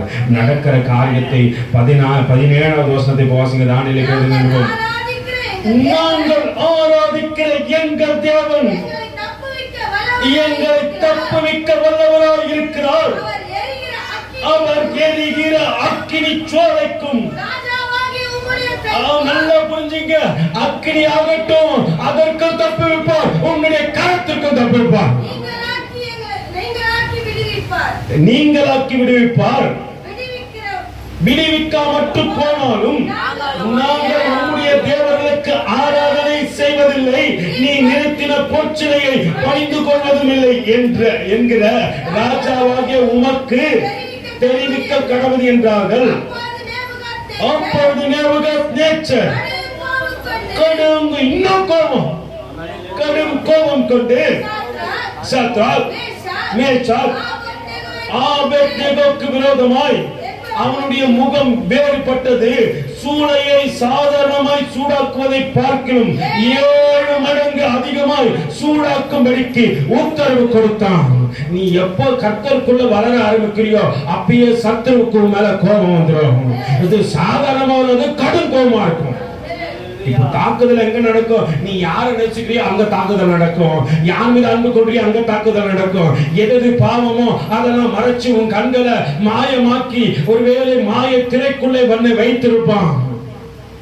பாவம் இருக்கிற வரைக்கும் சத்துரு உன்னை தொட மாட்டான். நல்லா புரிஞ்சுங்க. நீ பாவம் செய்யற வரைக்கும் உன்னை தொடவே மாட்டான். வேதம் ஒரு காரியத்தை அழகாய் சொல்லுகிறது. தேவன் படைத்த எல்லாவற்றிலும் சர்வமானது தந்திரம் உள்ளது என்று வேதம் சொல்லுகிறது. தமிழாக்கத்தில் அப்படி எழுதிட்டாங்க. மூல பாஷையிலும் கிரேக்க பாஷையிலும் அப்படி எழுதல. அது அறிவுள்ளது. அல்லேலூயா. அது எப்படிப்பட்டது? அறிவுள்ளதை யார் பயன்படுத்துவாங்க? நல்லா புரிஞ்சுங்க. ஒரு ஸ்கூல்ல ஒரு மாணவன் நல்லா படிக்கின்றான் என்றால் அவனை உடனே என்ன பண்ணுவாங்க? நல்ல பையனுவாங்க, நல்லா பாராட்டுவாங்க. உலகம் அவனை பயன்படுத்தி கொள்ளணும். நீங்க இந்த ஐஐடில போய் பாத்தீங்கன்னா அங்க உள்ள சேர்க்கின்ற மாணவர்களுடைய லிஸ்ட் வெளியே இருக்கிற கம்பெனிகள் என்ன பண்ணுவாங்க? இவர்கள் எப்போ படிப்பை முடித்து வெளியே வருகின்றார்கள் என்று ஆயத்தமாய் அவர்களை குறித்து காத்து கொண்டிருப்பார்கள். ஏன்னா திறமையானவர்கள் மட்டும்தான் எங்க படிக்க முடியும்? எங்கப்பா படிக்க முடியும்?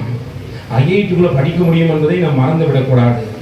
ஆக்ஸ்போர்ட் யூனிவர்சிட்டியில படிச்சுக்க எல்லாரையும் என்ன பண்ணுவாங்க? உலகம் தேடிக்கொண்டே சிறந்த கல்விகளை கொடுக்கின்ற இடத்திலிருந்து வருகின்றவர்கள் சிறந்தவர்களாய் இருப்பார்கள். அவர்களை கொண்டு நாம் செய்ய வேண்டிய காரியத்தை சீக்கிரம் செய்து முடித்து விடலாம் என்று உலகம் காத்து கொண்டிருக்கும். நீ பாவத்தில் இருக்கும்போது எந்த காரியமும் நீ தொடப்போவதில்லை. அல்லேலூயா. இப்ப அறிவாளிகளாகிய உங்களை உலகம் தேடுவது எதற்கு?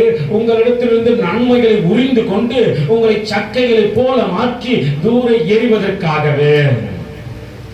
அல்லேலூயா. நல்லா புரிஞ்சு கொள்ளுங்க. இப்போ பாம்பு இருக்கிற வரைக்கும் இந்த அறிவாளியான இந்த சர்ப்பத்தை பாம்பு என்ன பண்ணுச்சு? இந்த பாம்பை சத்ருவானவன் என்ன பண்ணா? பயன்படுத்தி கொண்ட. அவ்வளவுதான். ஏதன் சொல்றது இதுக்கு மட்டும்தான். எல்லா மிருகத்தை காட்டிலும் எல்லா காரியத்தை காட்டிலும் இந்த சர்ப்பம் மட்டும் கொஞ்சம் அறிவா இருந்துச்சு. எப்படி இருந்துச்சு? ரொம்ப அறிவா இருந்துச்சு. அறிவா இருந்தபடினா சத்துரு உடனே என்ன பண்ணா?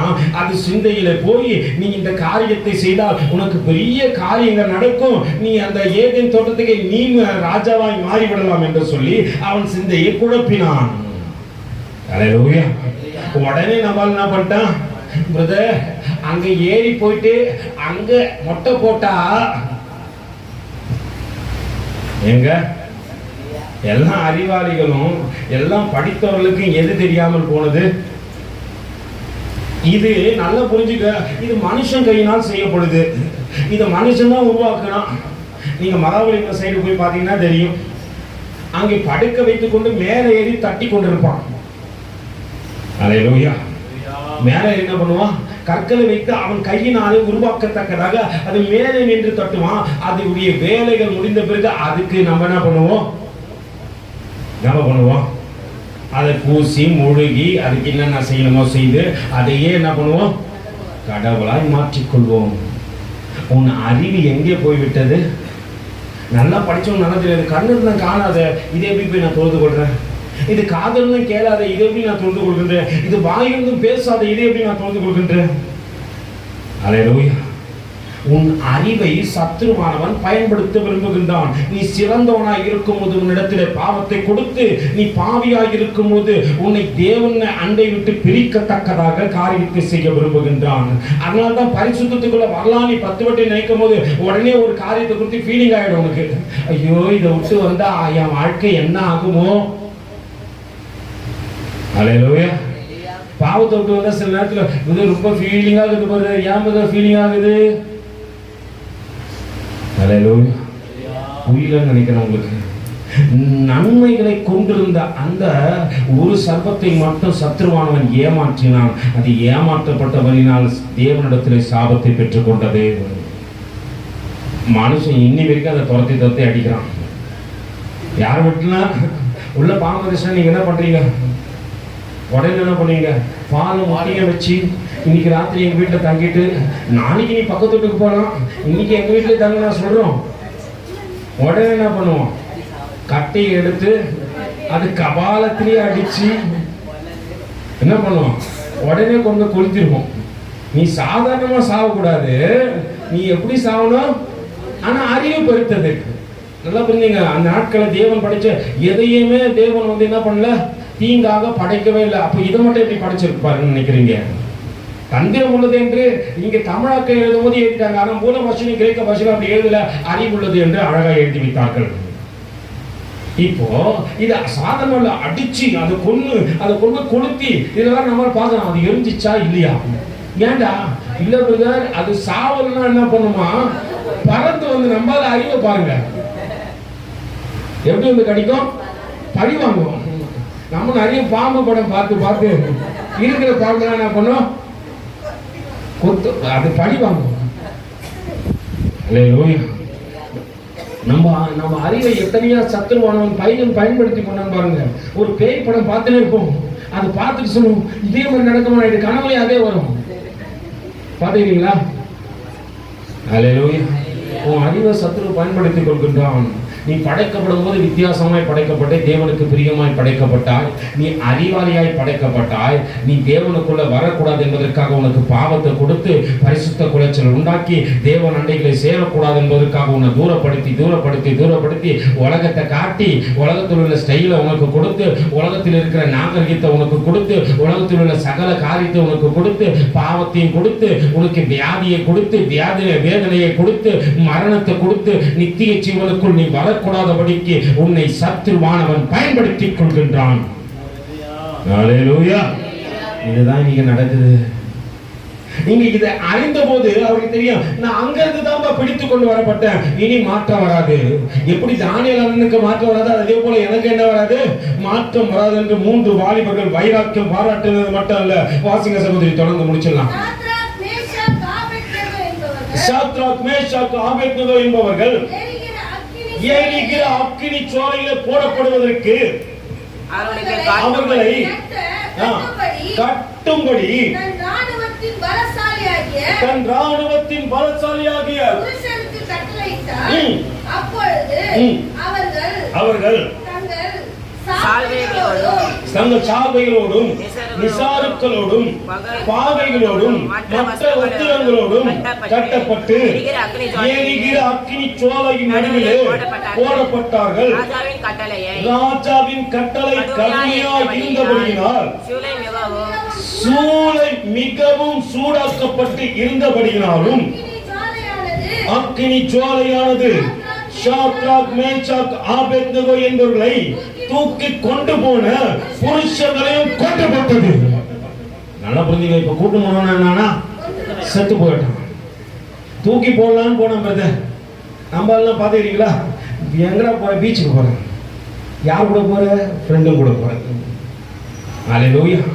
போன ஃப்ரெண்டு வந்தான், கூட போனவன் போயிட்டான். அல்லேலூயா. எங்க போயிட்டான்? ஆழ்கடலுக்கே போயிட்டான் பிரதர். அப்படியே நான் பார்த்து நிற்கிறேன். அலைக்கடல் மேலே நண்பன் வருவான் என்று காத்திருக்கிறேன். அவன் எந்த கடலுக்கு போயிட்டான்? அலைக்கடல்ல வருவான்னு பார்த்தா ஆழ்கடலுக்கு போயிட்டான் பிரதர். அல்லேலூயா. நல்லா புரிந்து கொள்வோம். எங்க போனானா? தூக்கி போட்டவன செத்து போனான். எதுக்கு பிரதர்? ராஜாவுக்கு போய் ஹெல்ப் பண்ற பிரதர். யாருக்கு? ராஜாவுக்கு. அநேக நேரத்தில் நம்ம ஹெல்ப் பண்றது போய் எங்கன்னா மாட்டிப்போம். நானும் நிறைய இடத்துல மாட்டேன். ஒரு முறை என் நண்பன் மகாலிங்க இப்போ இங்கே இல்லை, பக்கத்தில் நாங்கள் அந்த மாதம் முழப்பிக்கிறதுக்கோசம் போவோம் டாக்டர் வீட்டில்.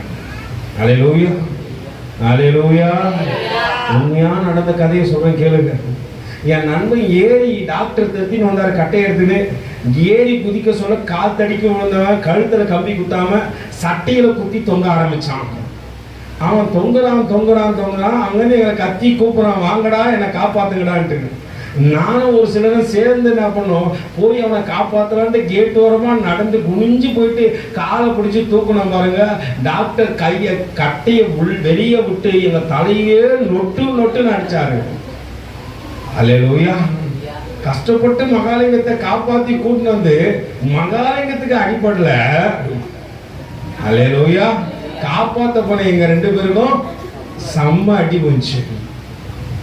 இது போலதான் நம்ம யாராவது கூட்டு போய் என்ன பண்ணுவோம், சும்மா கூட்டு போன பிறகுதான் அவன் போயிடுவான்.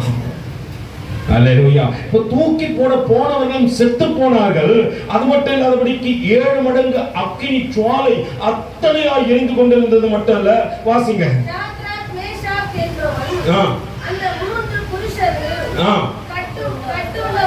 கட்டுண்டவர்களாய் எரிகிற அக்கினி ஜுவாலையின் நடுவிலே விழுந்தார்கள். அப்பொழுது ராஜாவாகிய நேபுகாத்நேச்சர் பிரமித்து தீவிரமா பார்த்துக்கிறான். நேபுகாத்நேச்சர் என்ன நடக்கின்றது? பிரமித்து தீவிரமாய் எழும்பத்தக்கதாக எந்த காரியம் அந்த இடத்தில் நடந்தது? அல்லேலூயா. அப்பொழுது ராஜாவாகிய நேபுகாத்நேச்சர் பிரமித்து ஒரு அற்புதத்தை அங்கே காணத்தக்கதாக ஒரு அதிசயம் அங்கே நடந்து கொண்டிருக்கிறது. என்னவாம்? தீவிரமாய் எழுந்திருந்து தன் மந்திரிமார்களை நோக்கி, ஒருவேளை எனக்கு கண்ணுன்னு தெரியான்னு தெரியலடா மந்திரி. அல்லேலூயா. எனக்கு என்ன தெரியல, ராஜா கண்ணுன்னு தெரியான்னு தெரியல, அங்க 3 பேர் தான் போட்டோம், ஆனா ஏதோ ஒரு வித்தியாசமா அங்க தெரியுதுடா, நீங்க என்ன முத்து பாருங்கடான்ட்டு மந்திரிமார்களை நோக்கி, 3 புருஷரை அல்லவா கட்டுண்டவர்களாய் அக்கினி ஜுவாலைகளை போடுவித்தோம் என்றான். அவர்கள் ராஜாவுக்கு பிரதியுத்தரமாக, ஆமா ஆமா ராஜா, 3 பேர் தான் போட்டீங்க, என்ன விஷயம் சொல்லுங்க ராஜா. அதற்கு அவன், இதோ அல்லேலூயா அல்லேலூயா, 3 பேராய் போட்ட இடத்திலே இதோ 4வது பேர் விடுதலையாய் அக்கினி ஜுவாலை நடுவிலே உலாவுகிறதை காண்கின்றேன். அல்லேலூயா. எங்கள் மத்தியில் உலாவிடும் எங்களோடென்று வாசம் செய்யும். எங்கள் மத்தியில் உலாவிடும் எங்களோடென்று வாசம் செய்யும். இதோ மனுஷர்கள் வாசம் செய்பவரே, எங்கள் நடுவிலே தங்கிடும் தெய்வமே, உமக்கு சிங்காசனம் அமைத்திட உம்மை துதிக்கிறோம். பரிசுத்த அலங்காரத்துடனே உம்மை துதிக்கிறோம் இயேசுவே. உமக்கு சிங்காசனம் அமைத்திட உம்மை துதிக்கிறோம். பரிசுத்த அலங்காரத்துடனே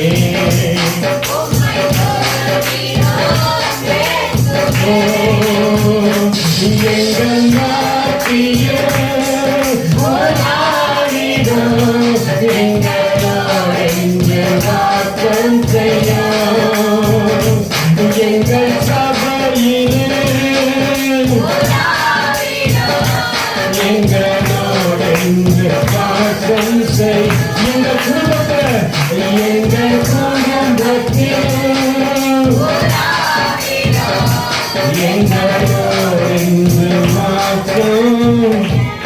நீ எந்த அளவுக்கு தேவனோடு உறவோடு இருக்கிறாயோ. ஒருவேளை எசேக்கியேல் கூட்டும் போது தேவன் வந்தார் என்று வேதம் சொல்லுது. ஆனா இவங்க யாருமே தேவனை கூப்பிடல. அவங்க பரிசுத்தம், அவங்க உறவு தேவனோடு கூட இருந்தபடினால, அவங்க முழு இருதயத்தோடு கூட தேவனை தொழுது கொண்டபடியினால அங்க அழைக்காத போது ஆண்டவர் இறங்கி வந்து விட்டார். அழைக்காத போது ஆண்டவர் இறங்கி வந்து விட்டார். சாத்ராக், மேஷாக், ஆபேத்நேகோ என்பவர்களே, உங்க வைராக்கியத்திற்காக இந்த அற்புதத்தை செய்யறேன், உங்க பரிசுத்தத்திற்காக இந்த அற்புதத்தை செய்யறேன். எல்லா சூழ்நிலைகளும் மாறாதபடிக்கு ஒரு வாழ்க்கை வாழ்கின்றபடினால இந்த அற்புதத்தை உங்கள் வாழ்க்கையில செய்யறேன். எத்தனை பேர் உங்கள் நெருக்கத்தின் மத்தியிலே தேவன் இறங்கி வந்ததை பார்த்திருப்பீர்கள். உங்கள் நிந்தனையின் மத்தியிலே தேவன் இறங்கி வந்ததை பார்த்திருப்பீர்கள். உங்கள் போராட்டத்திலே தேவன் இறங்கி வந்து உங்கள் பக்கத்தில் இருப்பதை பார்த்திருப்பீர்கள். ஒருவேளை சாத்ராக், மேஷாக், ஆபேத்நேகோவுடைய வாழ்க்கை தேவனோடு கூட இணைக்கப்பட்டு இருந்தது. அவர்கள் தேவனோடு கூட பரிசுத்த ஜீவியத்தை ஆண்டவரே உம்மோடு கூட இணைந்து வாழும் ஆண்டவரே, உம்மை விட்டு சூழ்நிலைகளோ மரணங்களோ எந்த காரியங்கள் வந்தாலும் உம்மை விட்டு பிரிகின்ற வாழ்க்கைக்கு ஒரு நாள் இடம் கொடுக்க மாட்டேன் ஆண்டவரே. அல்லேலூயா. நடக்கின்ற காரியத்தை பாருங்கள். அதற்கு அவன் இதோ 4 பேர் விடுதலையாய் அக்கினியிலே உலாவுகின்றார்கள் காண்கின்றேன். அவர்களும் ஒரு சேதமும் இல்லை. 4வது ஆளின் சாயல் தேவ புத்திரனுக்கு ஒப்பாய் இருக்கிறது. அல்லேலூயா. இயேசு வானவரே அவர்கள் மத்தியிலே விளாவிக் கொண்டிருந்தார். அப்பொழுது நேபுகாத்நேச்சர் எரிகிற அக்கினி சோலையின் வாசல் அண்டைக்கு வந்து உன்னதமான தேவனுடைய தாசனாகிய சாத்ராக், மேஷாக், ஆபேத்நேகோ என்பவர்களே, நீங்கள் வெளியே வாருங்கள். அல்லேலூயா. உங்களை பார்க்கிறவங்க சாட்சி கொடுக்கணும். உன்னதமான தேவபுத்திரரே, உன்னதமான தேவனுடைய மகனே, மகனே என்று கூப்பிடத்தக்கதாக சாட்சி உள்ள வாழ்க்கை வாழணுமா? சத்திய தேவனுக்கு இடம் கொடுத்து வாழணுமா? எந்த சூழ்நிலையும் தேவனை விட்டு விலகாதபடி ஒரு வாழ்க்கை வாழ்ந்து கொண்டிருக்கிறோமா? அவன் அழைக்கின்றான், அவன் அழைக்கின்றான். தேசாதிபதிகளும் அதிகாரிகளும் தலைவர்களும் ராஜாவின் மந்திரிமார்களும் கூடி வந்து அந்த புருஷனுடைய சரீரத்தின் மேலே அக்கினி பலம் செய்யாமலும் அவருடைய தலைமையில் கருதாமலும் அவருடைய சால்வைகள் சேதப்படாமலும் அக்கினியின் மனம் அவர்கள் மீது வீசாமலும் இருந்ததை கண்டு உலகம் பார்த்து சொல்லணும், எத்தனை காரியம் வந்தாலும் இவன் சேதமடைய மாட்டான், இவனை தேவன் வேலி அடைத்து பாதுகாத்துக் கொண்டிருக்கிறார். எந்த காரியத்தை கொண்டு சத்துருவானவனை இவனை நெருக்க நினைத்தாலும் அவனுக்கு எந்த தீங்கு வரமாட்டேன். ஏன்னா தேவன் மீது அத்தனை அன்போடு கூட அவன் செயல்பட்டு நின்று கொண்டிருக்கிறான் என்று உலகம் சொல்லத்தக்கதாக ஒரு வாழ்க்கை வாழறமா? ஆதலால் சாத்ராக், மேஷாக், ஆபேத்நேகோ என்பவர்கள் தேவனுக்கு விரோதமாய் தூஷண வார்த்தைகளை சொல்லுகிற எந்த ஜனத்தானாலும், எந்த ஜாதியானாலும், எந்த பாஷைக்காரரானாலும் துண்டித்து போடப்படுவான். அவன் வீடு எரிக்கலமாக்கப்படும் என்று என்னாலே தீர்மானிக்கப்படுகின்றது. இவ்விதமாய் ரட்சிக்கத்தக்கதாக தேவன் வேறு ஒருவரும் இல்லை என்று வாசிங்க, இல்லை என்று. பின்பு ராஜா சாத்ராக், மேஷாக், ஆபேத்நேகோ என்பவர்களை பாபிலோன் தேசத்திலே உயர்த்தினார். அல்லேலூயா. நான் உயர்ந்த அடைக்கலத்தில் வைக்கப்பட வேண்டுமானால், நான் உயர்வுக்குள்ளாக கடந்து வர வேண்டுமானால், ஒருவேளை என் சாட்சி தேவனுக்கு முன்பாக மட்டான்ல ஆண்டவரே, நான் சாட்சியிட வேண்டியது இதை சார்ந்திருக்கிறவர்கள், என்னை பார்க்கின்றவர்கள், என்னால் அநேகர் ரட்சிக்கப்பட வேண்டும் என்பதற்காக ஆண்டவரே இந்த பூமியிலே என்னை தெரிந்து கொண்டிருக்கிறேன். அந்த 3 நபர்களினால் அநேக ஜனங்கள் ரட்சிக்கப்பட்டார்கள். அந்த 3 பேர்களினால் ராஜாவுடைய இருதயம் மாற்றப்பட்டது. அந்த 3 பேருடைய வைராக்கியம் தேவனண்டையிலே அநேகரை கொண்டு வந்து சேர்த்தது. அங்க ராஜா சாட்சி கொடுக்கும்போது சொல்றான், 4வது நபருடைய சாயல் தேவ புத்திரனுடைய சாயலை போல இருக்கத்தக்கதாக என்று அவன் உணரத்தக்கதாக கர்த்தர் அங்கே உலாவினார். நம்ம வாழ்க்கையில தேவன் உலாவுறாரா? நம்ம குடும்பத்துல தேவன் உலாவுறாரா? ஒருவேளை உன் வீடுகளுக்குள்ளாக தேவன் உலாவுகின்றாரா என்பதை நான் பார்க்க போகின்ற தேவ சமுதிரம். அப்படியே எல்லா தலைகளை தாழ்த்தி கண்களை மூடி ஒப்பு கொடுத்து ஒரு நிலையாய் ஒரு மனதோடு கூட ஒரே சண்டையாய் எல்லாம் கண்களை மூட போடுவோம்.